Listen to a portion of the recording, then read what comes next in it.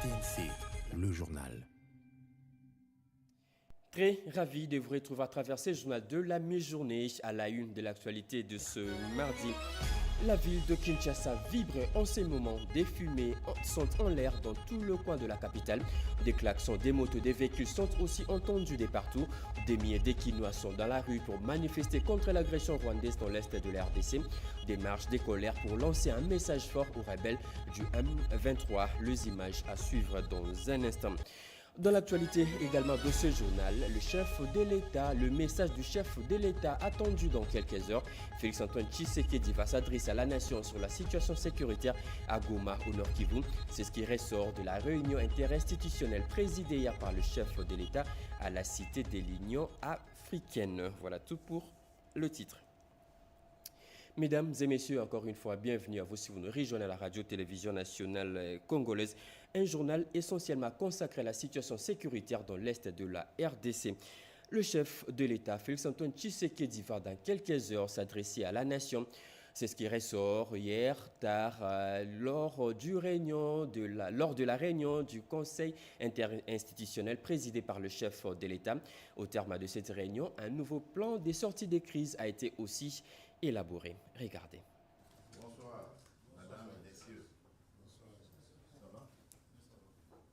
Aucun centimètre de la terre congolaise ne sera cédé aux ennemis du peuple congolais et le président de la République, Félix-Antoine Tshisekedi, reste intransigeant quant à ce. C'est le lundi 27 janvier 2025 à son bureau africaine, le chef de l'État a tenu une réunion interinstitutionnelle consacrée à la situation de l'Est du pays alors que le FRDC la tentative de la prise de la ville de Goma par les terroristes du M23 soutenus par l'armée rwandaise. Nous avons, comme vous vous en doutez, parlé essentiellement de la question à l'est de la République démocratique du Congo.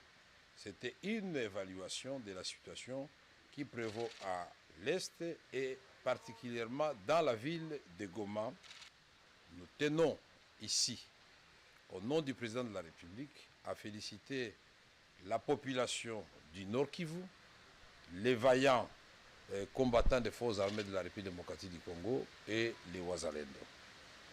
Nous avons exploré les voies et moyens pour, restaurer l'autorité de l'État au niveau de la province dans le Nord Kivu, qui doit continuer à être administré par l'autorité nommée par son Excellence, Monsieur le Président de la République. Nous avons aussi relevé la question humanitaire. Comme vous le savez, il y a coupure d'électricité depuis près de 4 jours dans la ville de Goma et nous ne pouvons pas supporter cette situation de désastre humanitaire vis-à-vis de notre population. Nous avons aussi, avec le Président de la République, exploré la voie des sorties des crises qui intègrent la question, le volet politique et le volet diplomatique. Et le contenu de ce plan de sortie des crises vous sera donné le moment venu.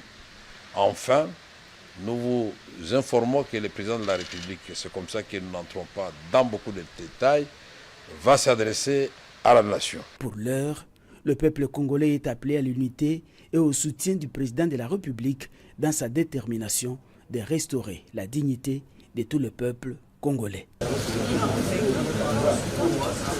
Je le dis au sommaire, la ville de Kinshasa vibre des colères en ces moments. Des fumées sont en l'air dans tout le coin de la capitale. Des milliers d'Équinois sont descendus dans la rue pour manifester contre l'agression rwandaise dans l'est du pays. Mobilisés, ils ont brûlé des pneus et organisé des marches. Arborés de rameaux ou autres feuillages, c'est les mots de passe. Un message fort lancé aux rebelles du M23 et à Corneille Nangaa. Plus de précisions dans ce reportage de Robert Kalemba et Cédric Kenina. Des images de Kinshasa ce mardi 28 janvier 2025 dans la matinée. De la fumée pour faire entendre la voix des Quinoises et Quinois face à l'agression rwandaise. De manifestations spontanées qui ont paralysé la ville. Pour s'effrayer un passage, il fallait avoir sur soi une branche, du moins des rameaux en signe de soutien aux forces armées de la République démocratique du Congo et à son commandant suprême, Félix-Antoine Tshisekedi. Nous sommes derrière le chef de l'État, Félix-Antoine Tshisekedi Tshilombo. Nous sommes déterminés à exterminer tous les Rwandais. Pas de transport en commun, pas d'école non plus. Les élèves étaient obligés de rebrousser chemin pour laisser place à la colère collective. Ceci est un message clair envoyé à Nanga et compagnie.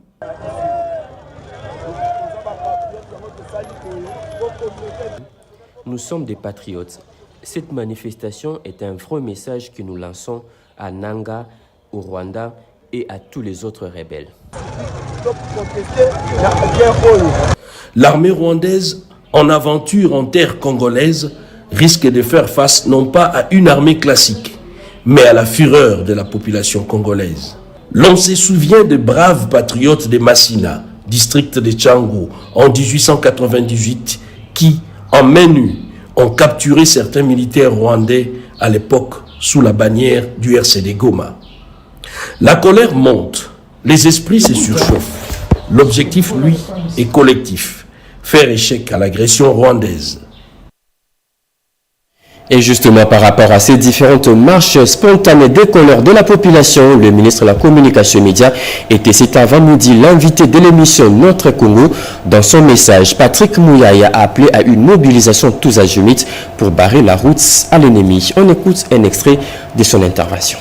Le président assis à Télémi, Naba Congolais nyonso, Otozo Bundalelo, Pombo Canabiso et Téléma, Toza la locomotive. Il y a continent africain Mobimba. D'abord, c'est remercier tous les Congolais, partout où ils se trouvent, en République démocratique du Congo ou ailleurs dans le monde. Remercier pour la mobilisation et le soutien en faveur de nos FARDC et de soutien et de solidarité en faveur de nos populations des Goma qui sont touchées.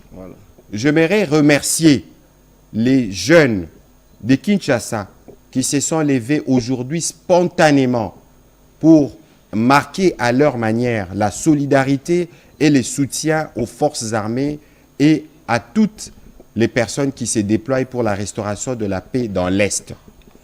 Nous sommes très contents de voir que nous tous aujourd'hui, on a compris que cette guerre est faite à chaque Congolais où il se trouve, dans son âme, dans son corps et dans son esprit.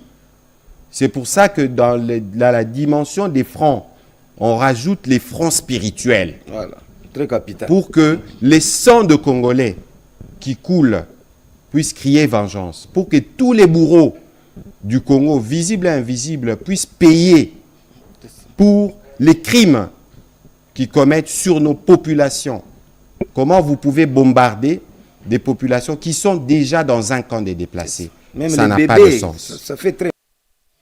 Les coups de force de l'armée rwandaise pour la prise de la ville de Goma, déjouée par les FARDC, les Wazalendo, depuis hier soir, la ville est passée sous contrôle de FARDC.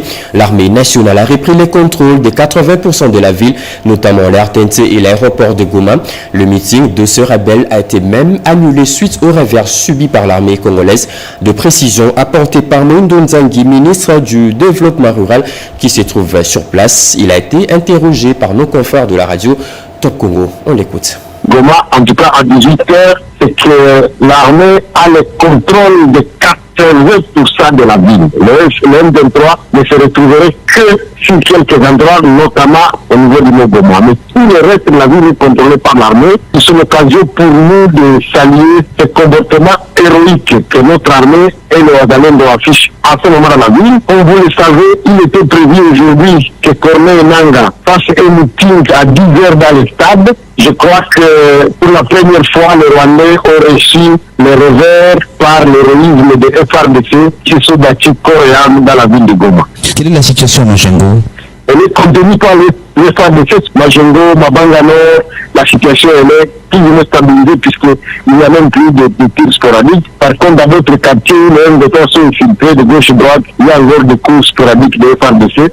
On a appris qu'il y avait certains qui étaient rendus à la MONUSCO, les éléments des FARDC, d'autres qui avaient traversé pour Gisenyi. Ça se passe comment là-bas? C'est vrai, il y a quelques éléments qui s'étaient rendus au niveau de la MONUSCO. Ils ont été désarmés, ils sont encore là. D'autres étaient au niveau de la famille RDC. Ceux qui ont été amenés à Gisenyi, ils se sont rendus à côté de Sinière, dans la ville de Goma. Le gouvernement rwandais les a fait traverser du côté de la frontière pour montrer à la communauté internationale qui est en train de traiter très bien les prisonniers de guerre. Mais ce qui s'est passé à la suite, au niveau de la petite barrière du côté de Gisenyi, entre les militaires et les militaires rwandais, la plupart de ces militaires qui étaient capturés se sont échappés et sont retournés du côté congolais. Ils se battent avec leurs camarades. Et qui conduit les opérations du côté des FARDC Wazalendo? Je préfère ne pas vous le dire pour l'instant. Entre-temps, la population est toujours chez elle à la maison? Oui, c'est effectivement pour ça que je voudrais bien féliciter la population pour les comportements qu'ils affichent, pour l'appui qu'ils donnent à... Et la ville de Bukavu, dans le sud Kivu, a elle aussi grondé. Des milliers d'habitants étaient descendus dans la rue pour manifester contre les terroristes du M23 et l'armée rwandaise qui agresse l'est de la RDC. Ils ont aussi pointé du doigt la communauté internationale pour son silence complice, une initiative de la société civile. Regardez. La population de Bukavu a répondu massivement à l'appel de la coordination provinciale de la société civile du Sud Kivu, soutenue par le gouverneur de province Jean-Jacques Porossi Sadiki, à la marche de soutien au FARDC ce lundi 27 janvier 2025. Cette marche, qui a commencé à la place Moséirois jusqu'à la place de l'Indépendance, où un message de patriotisme a été prononcé par la présidente de la société civile, Maître Néné Bintou. Et appelle les autres provinces à se solidariser pour sauver la partie est de la RDC en proie à ces atrocités et appelle à la mobilisation générale de tous les Congolais vivant dans la diaspora pour dire non à la guerre et oui à la paix.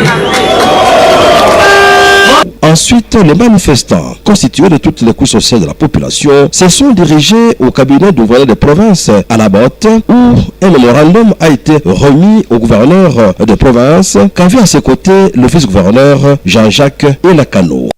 La population, on a refusé la guerre. On veut que la paix puisse prédominer sur l'ensemble du territoire national. Et je tenais à vous remercier très sincèrement, mais sachez que nous devons vivre tous ensemble, nous devons nous serrer la main, nous devons nous supporter les uns et les autres et ne pas tomber dans des erreurs du passé. À cet effet, je viens de recevoir le mémorandum de la société civile de vous tous ici et je remercie tout le monde. Je remercie le président de la République, Félix-Antoine Tshisekedi Tshilombo. Et je vais faire parvenir ce mémo tout à l'heure à la haute hiérarchie afin qu'ils puissent prendre toutes les mesures appropriées pour faire arriver ce message acquis de droit. C'est donc des députés provinciaux, le maire de Bukavu, le bourgmestre, les chefs des quartiers, les cadres de base, les agents et les cadres de services étatiques ont pris part active à cette marche patriotique de soutien au FARDC et dire non à l'agression dont la RDC, notre pays, dans sa partie est, est victime de la part du M23 soutenu par le Rwanda.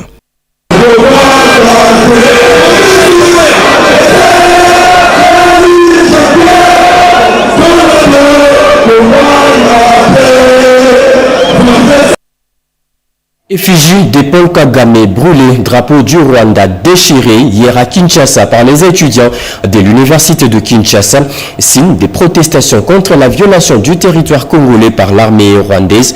En colère, ces étudiants qui scandent des chansons hostiles au régime de Kigali exigent aussi la fin des hostilités et les retraits immédiats de militaires rwandais sur le sol congolais. Robert Ndayichisase. Colère dans plusieurs villes de la République démocratique du Congo, mobilisant des centaines de jeunes étudiants qui expriment leur ras-le-bol face à l'agression et l'occupation des territoires de l'Est du pays par l'armée rwandaise.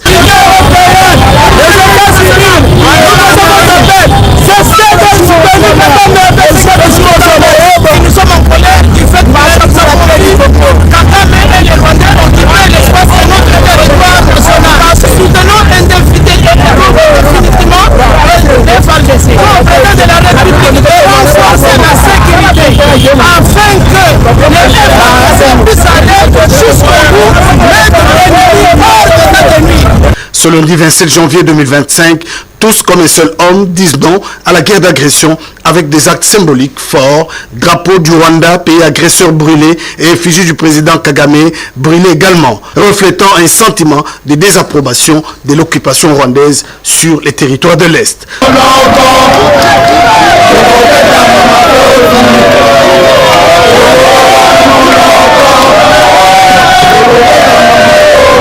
Cette guerre de l'Est a des répercussions dévastatrices sur les populations civiles et les enfants dans le camp des déplacés et nécessite une réponse urgente de la communauté internationale pour stopper cette tragédie. Chaque Congolais doit se mobiliser pour dire non à l'occupation, la patrie ou la mort.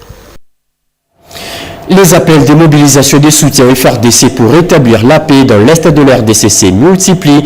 Le gouverneur militaire de la province de l'Ituri s'est associé à la démarche et appelle à une mobilisation générale derrière le chef de l'État. Johnny Luboya l'a dit aux fidèles de la paroisse Bienheureux Isidore Bakanja le dimanche dernier. C'est un reportage de Junior Selemani.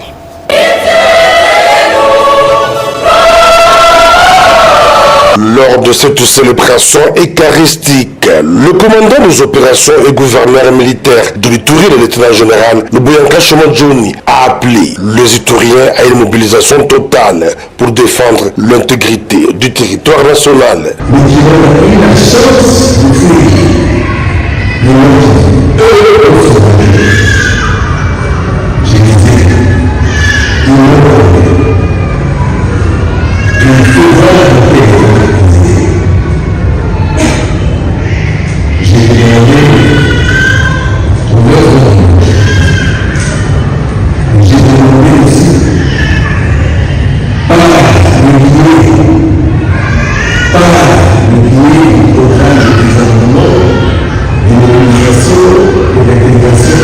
Se méfier de toute entreprise de manipulation au profit de l'ennemi était un autre appel aux chrétiens de cette paroisse.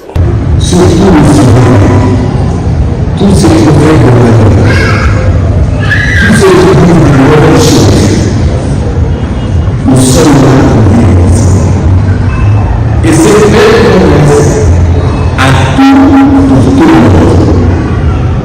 Cette belle promesse à tout le monde. Moi, en tant que chef, en tant que responsable de cette promesse, je demande à mon Dieu de me montrer la route et de m'accompagner.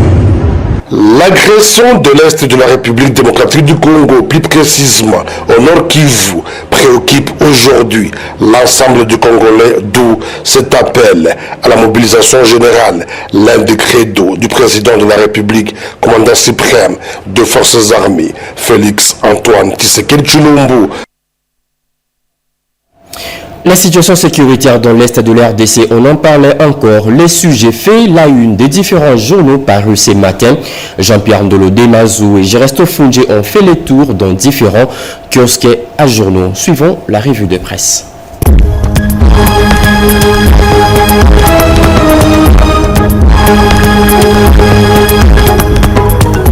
Bienvenue mesdames, messieurs à ce rendez-vous de la revue de presse.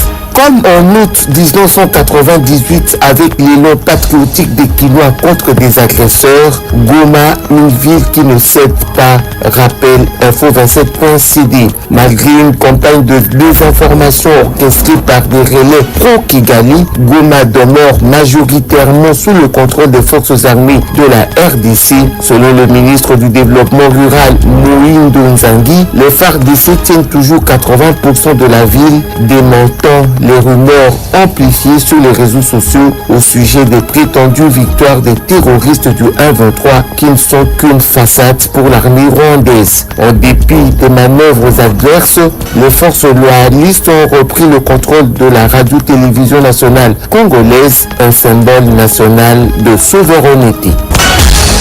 Dépêche.cd rejoint Info27.cd et cite le ministre du Développement rural Moïse Nzangi qui affirme que déjà à 18h de ce lundi, les FARDC contrôlaient 80% de la ville de Goma. Cet élu de Butembo salue l'héroïsme de l'armée régulière qui s'est battue pour la sauvegarde de l'intégrité du territoire face à cette agression. Il assure que l'armée rwandaise s'est butée à une farouche résistance des FARDC, empêchant même le présumé meeting que comptait tenir Corneille Nangaa, chef de mouvement terroriste AFC.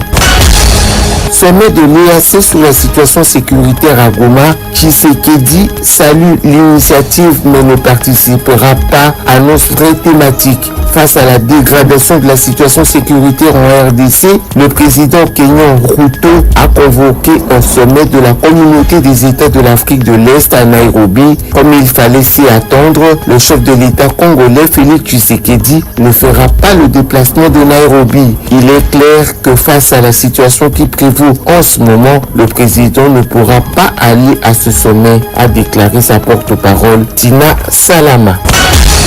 Une nouvelle réunion du Conseil de sécurité de l'ONU convoquée ce mardi sur la RDC révèle 7sur7.cd. Le Conseil de sécurité des Nations Unies va tenir une nouvelle réunion consacrée à la situation sécuritaire et humanitaire dans l'est de la RDC, particulièrement à Goma. Ça sera ce mardi 28 janvier 2025 à 15h de New York, soit 20h de Kinshasa. La présidence RD congolaise espère qu'au cours de cette deuxième réunion, en l'espace de 48 heures, le Conseil de sécurité ira au-delà des condamnations face aux crimes de guerre et crimes contre l'humanité perpétrés par l'armée rwandaise à Goma. Les forces armées de l'RDC appuyées par les Wazalendo opposent une résistance farouche à l'avancée des éléments de l'armée rwandaise sur le sol congolais.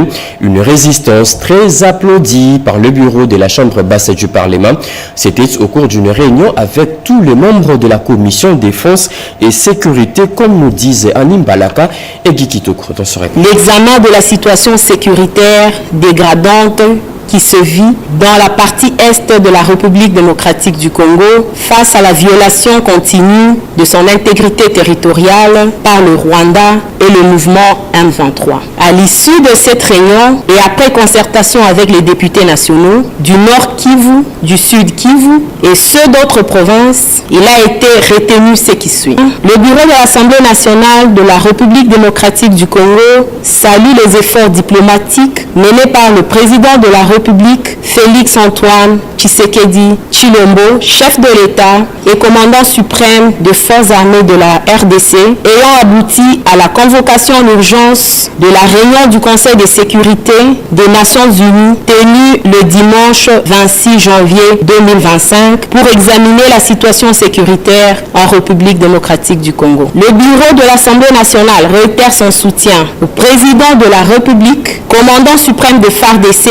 et de la police nationale congolaise et est disposé à accompagner les efforts diplomatiques du président de la République. Le bureau de l'Assemblée nationale soutient les FARDC ainsi que les forces de défense volontaires et patriotiques, dit Wazalendo, qui continuent à se battre pour défendre l'intégrité nationale de notre pays. Le bureau de l'Assemblée nationale appelle à une organisation politico-administrative de la province à partir des zones encore sous contrôle total de nos forces armées en attendant le retour au calme de la ville de Goma. Le bureau de l'Assemblée nationale demande la mise en place d'un couloir humanitaire pour assister la population et éviter un bain de sang dans la ville de Goma. Le bureau de l'Assemblée nationale salue la mobilisation de la population du Sud Kivu ce lundi 27 janvier 2025 en solidarité et en soutien à la population du Nord Kivu et appelle toute la population congolaise de soutenir les efforts du chef de l'État et de nos forces armées pour la défense de la patrie.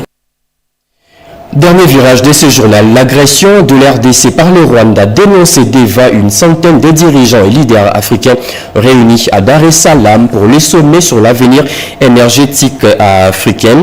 C'est un discours prononcé par le ministre des Ressources hydrauliques, Teddy Luamba, a aussi présenté les potentialités énergétiques qu'offre son pays, la RDC. Plus de précisions avec notre envoyé spécial, Alain Bekaï. Ces sommets sur l'avenir énergétique africain réunit plusieurs chefs d'État et leaders africains des différents horizons pour accélérer l'accès à l'électricité pour 3 millions de personnes à l'horizon 2030.